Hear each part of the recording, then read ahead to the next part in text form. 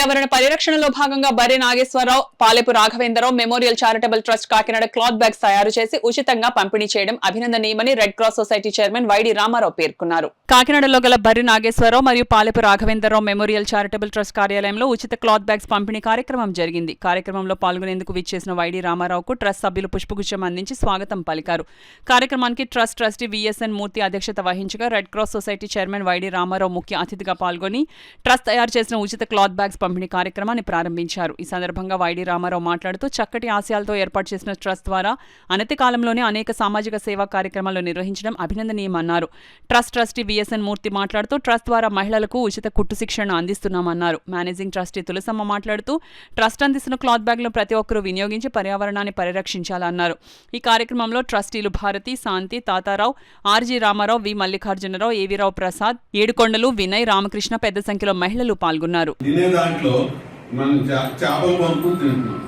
ఆ చేపల లోపల ఈ ప్లాస్టిక్ పదార్థమే ఉంటుంది, అంటే మనకు అపకారం జరిగింది. ఇట్లాగా విశృంఖలంగా సమాజంలో మనకు తెలియకుండానే కాలుష్యాన్ని మనమే తీసుకొచ్చి మనమే తిని మనమే అనారోగ్యం పాలైపోతాం. హాస్పిటల్లో ఎక్కడికి వెళ్ళినా జనమే జనం కదా.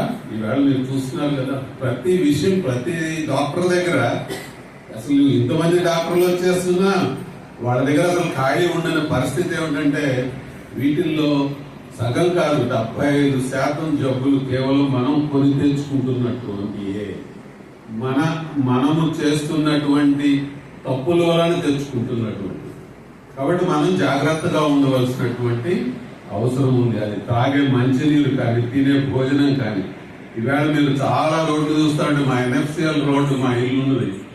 ఆ రోడ్ అంతా సాయంత్రం అయితే ఇంట్లో ఎవరైనా అసలు వంట చేసుకుంటున్నారా అనే అనుమానం వచ్చే పరిస్థితి ఏర్పడింది.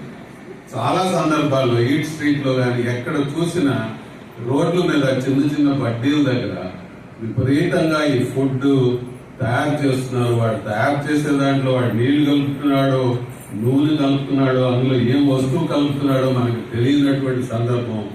వాడిన నూనె వాడిందే వాడు ఏం పెడితే మనం ఏం తింటున్నామో మన పిల్లలు ఏం తింటున్నారు అనేది ఈ రోజు మనకు ప్రత్యక్షంగా ఉంటున్న మన మేనేజింగ్ ట్రస్టీ శ్రీ తులసమ్మ గారు, వాళ్ళు అలాగే వాళ్ళు సిస్టర్స్ భారతి గారు, శాంతి గారు, వీళ్ళు ఎంతో సహాయ సహకారాలు అందిస్తూ ఏది స్టార్ట్ చేసినా సరే ముందుకు వెళ్ళిపోదామనే తప్ప ఇది వద్దు అన్నది మాకు ఎప్పుడు కలగలేదు. కాబట్టి ఇన్ని కార్యక్రమాలు మనం ముందుకి తీసుకెళ్ళగలుగుతున్నాం.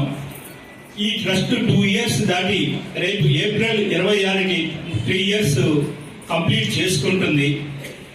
దీనికి ఈ ట్రస్ట్ ఈ విధంగా ముందుకు వెళ్ళడానికి ముఖ్య కారకులు అందరూ మీరే మా శక్తి.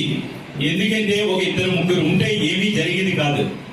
నాకు ముందు నుండి అటు బ్యాంకులోనూ ఇటు రిటైర్ అయిన తర్వాత కూడా తోడు నీడుగా ఉంటున్న నా బ్యాంకు సిబ్బందికి, అలాగే మా తమ్ముడు మల్లికార్జునరావుకి, అలాగే మీరందరూ మహిళా శక్తి తలుసుకుంటే సాధించలేనిది ఏమీ లేదు.